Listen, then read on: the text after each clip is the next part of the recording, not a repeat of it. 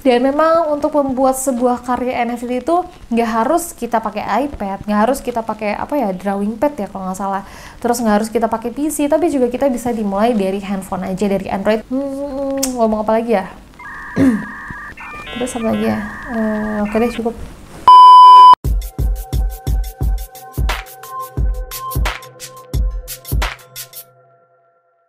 Cara menjual dan memasarkan NFT. Ketemu lagi sama aku Indri Anissa di NFT Academy Indonesia. Sebelum dimulai, seperti biasa jangan lupa untuk follow Instagram kita di @nftacademy.id dan jangan lupa juga untuk subscribe YouTube kita di NFT Academy Indonesia. Nah teman-teman, aku juga mau ngingetin sama teman-teman semua ya, bahwa kita bukan penasihat keuangan teman-teman semua, karena hanya teman-teman yang tahu tujuan finansial teman-teman dan semua informasi yang kita bagikan sewaktu-waktu dapat berubah. Oke?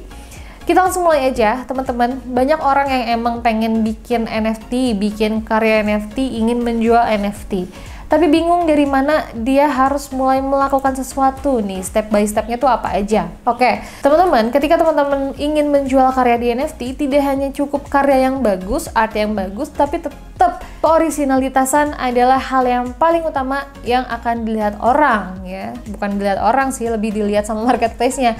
Karena ada beberapa case di mana ada art yang memang dia tidak original, kemudian akhirnya di-ban oleh marketplace tersebut, dan akhirnya orang di belakang project tersebut ya tidak bisa ngapa-ngapain, nggak bisa jualan, ya nggak bisa menjual NFT-nya ya. Jadi ya original adalah salah satu hal yang patut difokusin gitu, atau diutamain lah ya.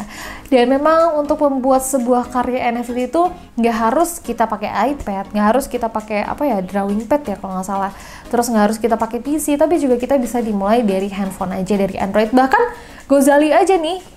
Nah ini dia. Cuma selfie, kamera selfie doang bisa ngejual NFT-nya. So, sebenarnya banyak peluang yang ada, tergantung dari kita gimana cara kita bisa manfaatin peluang tersebut atau enggak. Dan juga, teman-teman kalau mau mulai, jangan ragu-ragu, teman-teman bisa mulai dari apa yang emang teman-teman punya saat ini. Misalnya teman-teman cuma punya Android, ya nggak cuma sih, itu adalah aset terbesar menurut aku ya, karena di situ teman-teman bisa gambar NFT-nya. Untuk gambar NFT bisa pakai Photoshop, bisa pakai Canva mungkin ya, bisa banget. Terus bisa pakai 3D art, atau karena NFT ini bukan hanya sebuah gambar, bisa berupa musik or video, jadi teman-teman bisa memanfaatkan peluang-peluang yang ada atau memanfaatkan kesempatan tersebut. Jadi kalau teman-teman berpikir bahwa bikin NFT harus mahal, dimulai dengan modal yang sangat besar, itu enggak ya. Jadi teman-teman cukup dengan yang teman-teman miliki dan teman-teman manfaatkan itu. Dan step kedua adalah teman-teman juga harus memahami gimana caranya untuk upload NFT kalian untuk dijual di marketplace, salah satunya OpenSea. Dan teman-teman bisa lihat di sini cara upload NFT di OpenSea gratis. Oke, next step. Tadi gambar udah, cara upload udah, dan yang selanjutnya adalah cara memasarkan sih. Jadi kalau teman-teman emang punya project NFT, kemudian gambarnya bagus, terus udah diupload di OpenSea, kemudian teman-teman wajib banget juga untuk bisa dan tahu gimana caranya masarin dan juga nge-branding si project tersebut supaya orang mau berburu whitelist di project tersebut, supaya pertama dibuka nih, ketika resell itu bisa langsung sold out. Teman-teman harus belajar mengenai itu, dan itu adalah hal yang paling penting karena di NFT itu bukan hanya sebuah art yang emang dilihat, tapi juga utility di belakangnya. Nah, utility ini juga bisa menjadi sebuah pembeda antara project satu dengan project lain, dan utility ini memang harus kamu kembangin, karena memang orang-orang beli NFT juga bukan hanya sekedar artnya doang, tapi bisa karena utility-nya bagus atau karena networking di dalamnya juga bagus.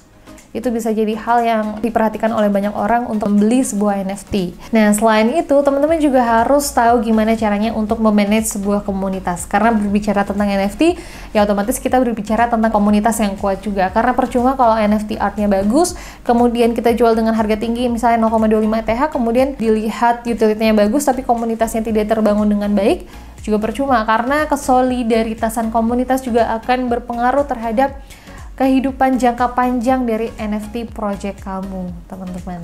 Oke, guys, mungkin itu yang bisa aku share pada video hari ini. Dan memang the point is, kalau teman-teman mau bikin sebuah project NFT, yang wajib teman-teman perhatiin adalah yang pertama originalnya, terus kedua cara branding atau marketing si project NFT-nya. Jadi bukan hanya produk atau jasa doang yang perlu branding dan juga marketing, tapi NFT project juga tentu butuh banget. Kenapa ya? Jelas karena kita ngejual si NFT ini ya. Dan yang selanjutnya, teman-teman juga jangan lupa untuk belajar gimana caranya untuk memanajemen komunitas, karena komunitas itu sangat penting untuk kelangsungan hidup project NFT kalian. Oh iya, satu lagi, utility. Utility itu wajib banget ada, karena orang beli NFT bukan hanya karena artnya, tapi juga karena lihat utility-nya atau karena networking-nya ada, dia mau beli NFT project tersebut.